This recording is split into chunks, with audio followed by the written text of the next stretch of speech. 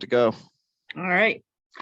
Good afternoon. Welcome everyone to the November 2022 edition of the St. Lawrence County Chambers Lunch and Learn webinar series. I am Laura Pearson. For those of you who don't know me, I'm the Workforce Development Coordinator for the St. Lawrence County Chamber of Commerce and the Executive Director of the Greater Ogdensburg Chamber of Commerce.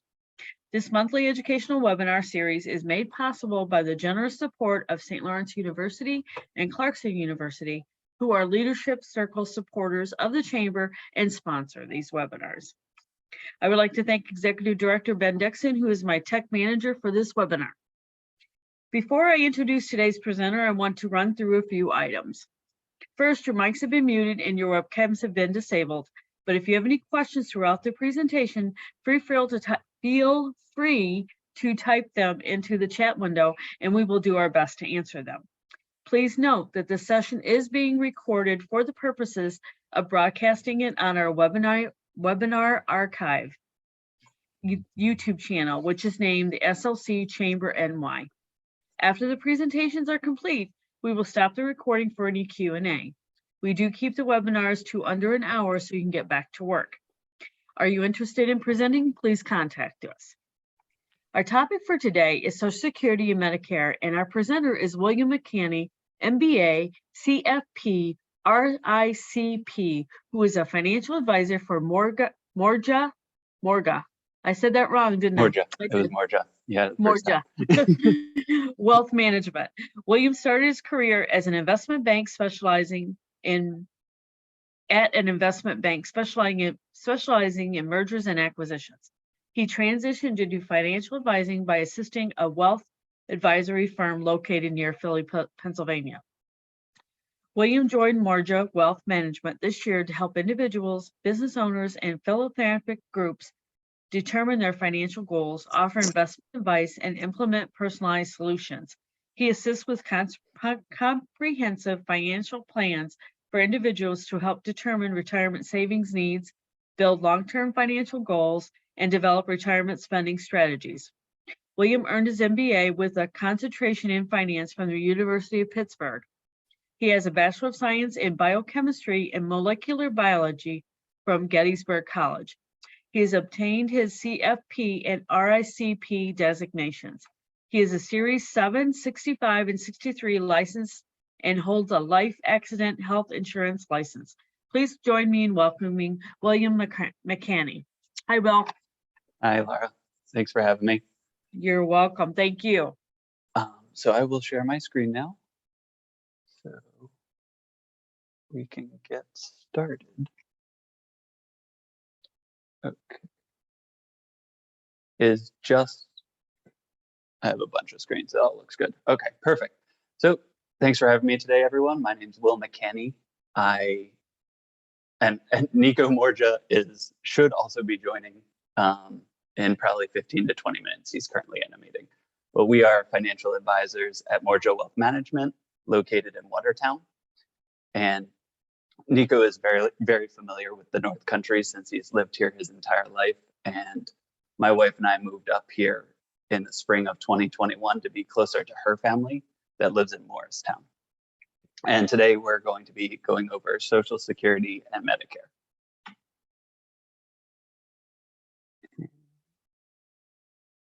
Okay, so the agenda for today's presentation is Social Security basics, when to claim Social Security, common scenarios, the Medicare basics, original Medicare versus Medicare Advantage plan, when to discuss Social Security and Medicare with an advisor, and then we'll open it up to questions you may have about either. So ways to claim Social Security. You have several options when it comes to claiming your Social Security benefit.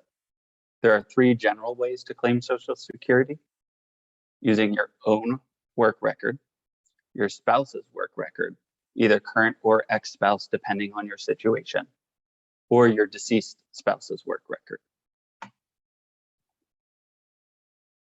When is your full retirement age? So if you were born between 1943 and 1954, your full retirement age is 66 years old. That figure goes up incrementally if you were born after 1954. and until reaching the latest full retirement age of 67 years if you were born in 1960 or later. And why is it better to wait until full retirement age to claim? So your benefit is calculated based on full retirement age, and it's adjusted up or down based on your age when you claim. While you're eligible to claim Social Security at age 62, in order to receive the full Social Security payout, you must wait until full retirement age before claiming. You may have compelling reasons to start claiming before full retirement age, but you should consider the following. That if you claim your Social Security benefit before you reach full retirement age, you will receive a permanently reduced benefit amount. And the longer you wait to claim, the higher your benefit will be, and you can claim up until age 70. So as these numbers show, the earlier, like I said, the earlier you choose to begin receiving your benefit, the lower your monthly payout will be. So if you claim at age 62, you reduce your potential benefit by up to 30%. Claiming early might make sense if you believe you'll have a shorter than average life expectancy, or if you need the money sooner rather than later due to personal circumstances. But if you're able to wait, you may secure a better financial outcome for you and your loved ones. And just real quick, that last slide was assuming full retirement age of 67. So for married couples, you have some additional flexibility when deciding how and when to claim Social Security. Even though the basic rules apply to everyone, a couple has more options than a single person because each member of the couple can claim at different dates and may be eligible to claim a spousal benefit. You could be eligible for a spousal Social Security benefit if you are at least age 62, you have been married for at least 1 year before applying, and your spouse is receiving retirement or disability benefit. Another thing to note is your maximum potential spousal benefit is half of your spouse's total Social Security benefit. A spousal benefit doesn't earn the delayed retirement credits, so there's no reason to wait beyond your full retirement age to claim the spousal benefit. Other tips for couples. So these strategies may help couples boost their lifetime benefit. If you both have similar ages and income, you may be able to delay to maximize your lifetime benefit if you both delay. So similarly to the other slides, the basic principle is that the longer you defer your benefits, the larger they become. Each year you delay Social Security from age 62 to age 70, you could increase that benefit by up to 8%. And in addition to age, it's important to consider your longevity when choosing whether or not to delay. But if you're both planning on a shorter retirement period, you may want to consider claiming earlier. And then maximizing your survivor benefit by claiming later. So your decision to take a benefit early could actually outlive you. When you pass away, your spouse is eligible to receive your monthly Social Security payment as a survivor benefit if it's higher than his or her own monthly amount. So if you start taking Social Security before your full retirement age, you're permanently limiting your spouse's survivor benefit as well. Many people overlook that when they decide to start collecting Social Security at age 62. And if you delay your claim until your full retirement age or until you reach age 70, your benefit will grow, and in turn, so will your surviving spouse's benefit after your death.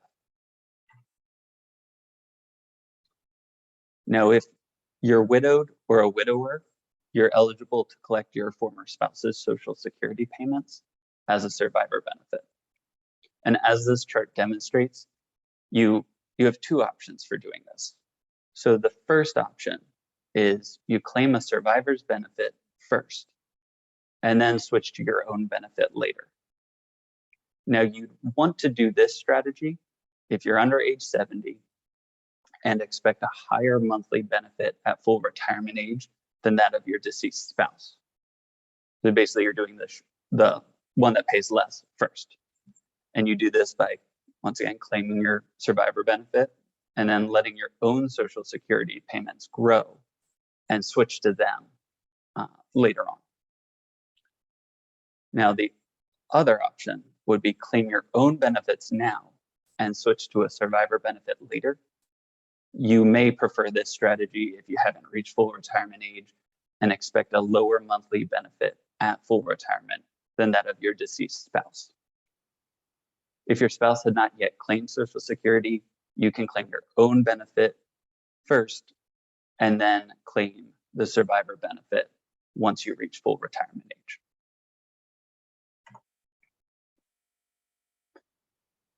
If you're divorced, you can receive benefits under your former spouse's work record if all three of these conditions are met. So you and your ex-spouse are age 62 or older. It's not necessary for your former spouse to have filed for Social Security. They just have to be over the ages or 62 or older. Also, you had to have been married for at least 10 years. And you have to have not remarried.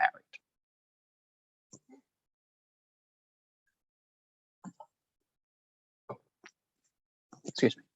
So tax considerations, this is also an important one when claiming early and working. So taxes can have a big impact on your retirement paycheck, including your Social Security benefit, particularly if you work in retirement while claiming Social Security. So if you have a combined income over a certain IRS limit, a portion of your Social Security is taxable. This can happen if you have other substantial income in addition to your benefit. These sources include employment wages, self-employment income, interest, dividends, withdrawals from tax-deferred accounts, basically any taxable income that must be reported on your tax return. And the higher your overall income, the more likely your benefit will be taxed. And if you claim Social Security before you reach full retirement age and have earned income in excess of what the IRS allows, your benefit will be reduced by $1 for every $2 of earned income over the limit. So it's easy to just say that word. An example will hopefully make it easier to understand. So for this example, the IRS limit is $19,560. And you're entitled to $9,600 for that year in Social Security. But you worked and you earned $29,560. So $10,000 over the limit during that year. So your Social Security benefit would actually be reduced by $5,000. So instead of receiving $9,600 for the year, you're only receiving $4,600. And then once you reach the year you reach full retirement age, the limit of the earned income rises, which means for every $3 earned over the IRS limit, your benefit will be reduced by $1. But once you hit full retirement age, this stops.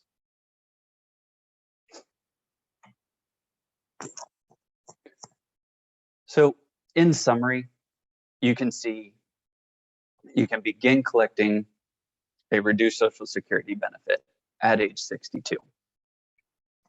And once again, for every year you postpone taking Social Security up to age 70, you can receive up to 8% more in future monthly payments. Claiming before full retirement age will permanently reduce your benefit, and waiting to claim means more money for you and potentially your spouse. In addition, surviving spousal benefit can start as early as age 60.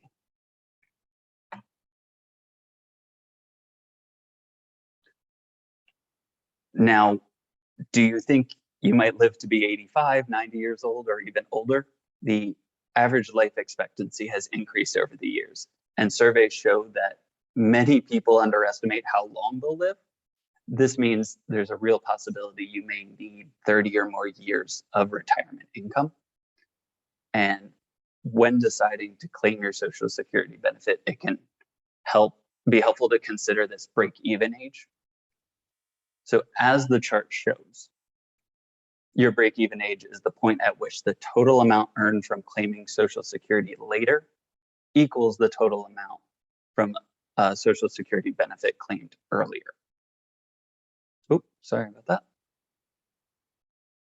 It's not where I wanted to be. There we go.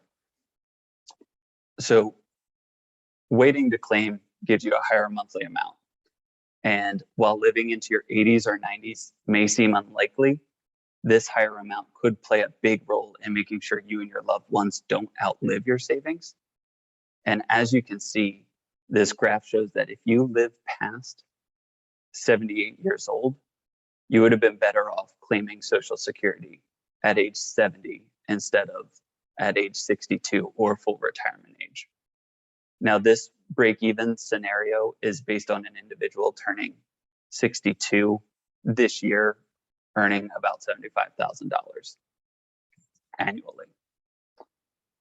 So this, to me, is one of the most important slides to understand. So if you, I'd say most people are living past 78. So if you can afford to delay, it's going to be better off for you in the long run. Now, I have some hypothetical examples. In this hypothetical example, Aaron and Jane are both about to turn age 62. Aaron makes $75,000 a year, just like the previous slide, and is the breadwinner. So Aaron believes he has just average longevity for a man his age, which means he could live to age 85. And based on her health and family history, his wife Jane anticipates living to an above average age of 94. So this couple is planning to retire and claim Social Security at age 62 years old.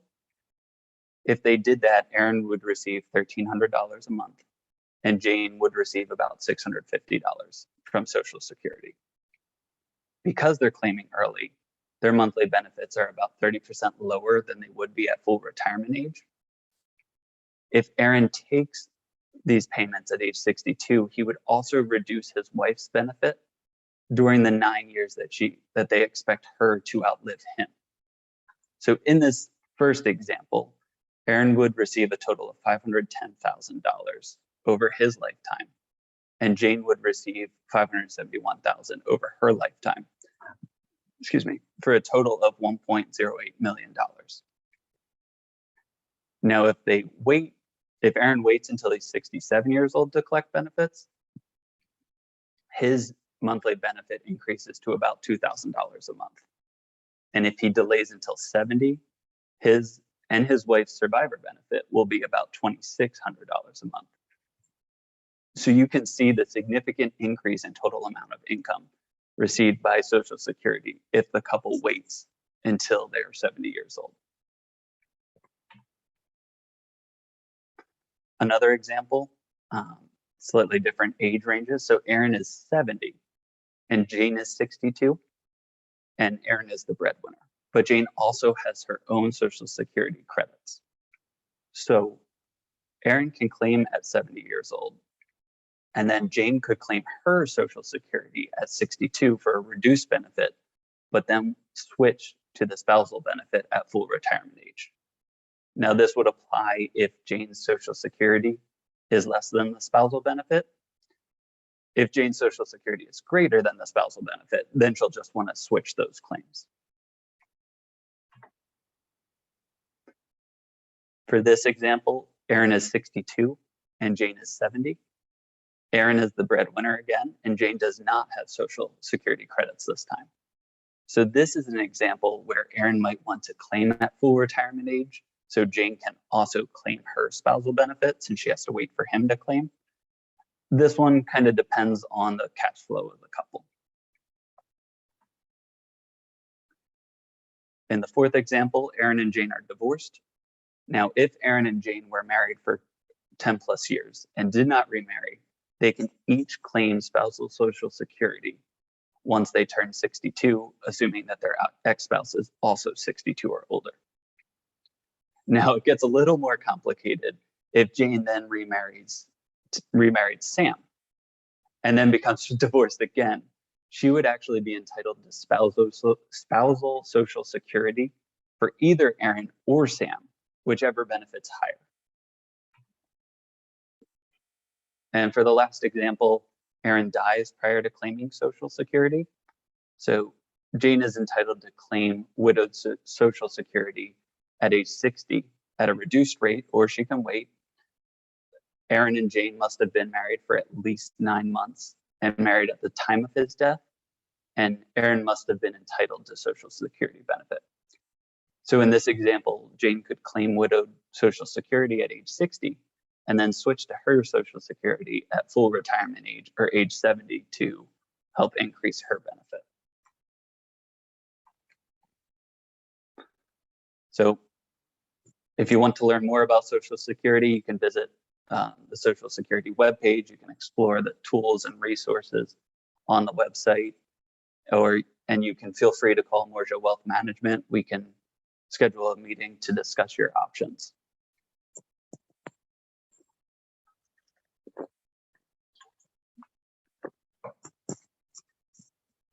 Now, on to Medicare. So what is Medicare? Medicare is a government program providing health insurance that in most cases is for people that are age 65 and older. It's funded through payroll taxes, trust fund earnings, and taxes on Social Security benefits. And it is a basic health insurance program. Like other health insurances, it includes the annual deductibles, co-payments, and co-insurance. And it is not designed to cover all healthcare costs for its participants. When should you apply for Medicare? So Medicare can begin as early as the first day of the month that an individual attains age 65. There's a slight caveat where individuals born on the first of the month are actually considered to be born on the prior month. So that moves the timetable just 1 month earlier. And the initial enrollment period is 7 months long. It's the 3-month period prior to attaining age 65, your 65th birthday month, and then the 3-month period after attaining 65. But if you want coverage at age 65, you will have to enroll during the 3-month period prior to attaining age 65. And enrolling at any point during the 7-month initial enrollment period avoids the accrual of any late enrollment penalties. If an individual is working at age 65, they can actually defer enrollment without penalty.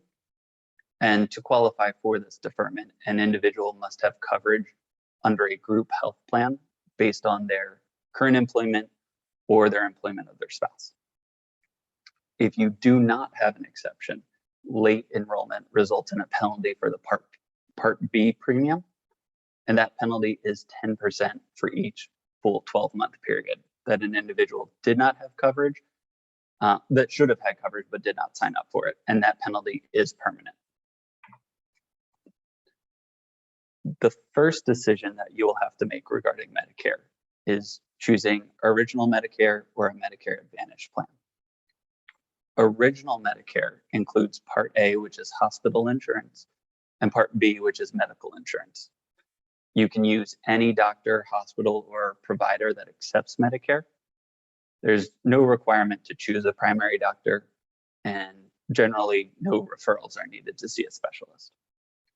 Parts A and B have deductibles and co-insurance or copay, and Part B requires a monthly premium. Original Medicare should also be purchased with you should also purchase a Medigap policy with Original Medicare, because it does not include most dental care, eye examinations, dentures, routine physical exams, or hearing aids. For Medicare Advantage plan, which is also called Part C, you can elect from several private plans approved by Medicare, and it's offered by an insurance company, and all services are provided through that plan. So similar to probably what you have now. It generally requires the use of network doctors, hospitals, and other providers. You're still required to pay Part B premiums and any additional premiums charged by the plan.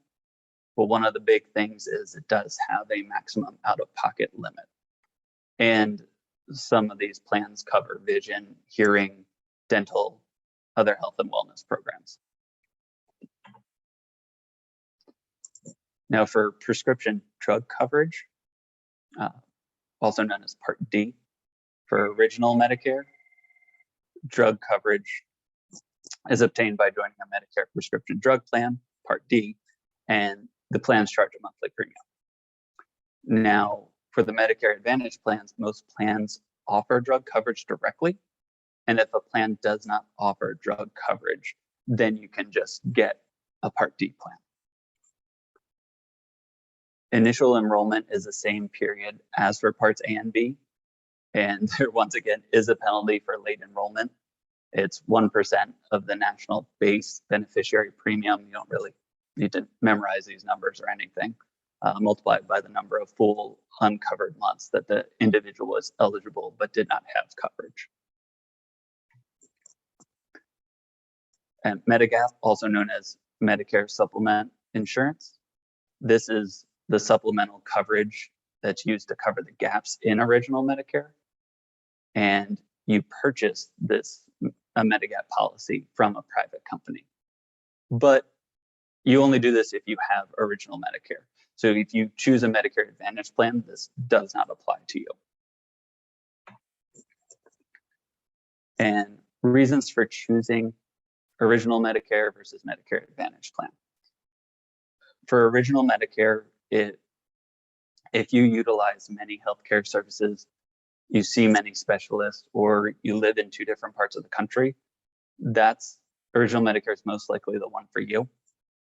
Now, conversely, Medicare Advantage plans have lower total premiums that if you utilize few healthcare services. The plan also typically has adequate prescription drug coverage and offers bonus coverage such as dental, fitness, and eye care. Then that one's probably right for you. And when to start the Social Security and Medicare discussion with an advisor. This discussion should start when an individual is in their 50s. That way they can receive individualized recommendations on when to start collecting Social Security, when to enroll in Medicare, and an advisor can help determine what total retirement income is available and help prepare the client for retirement. My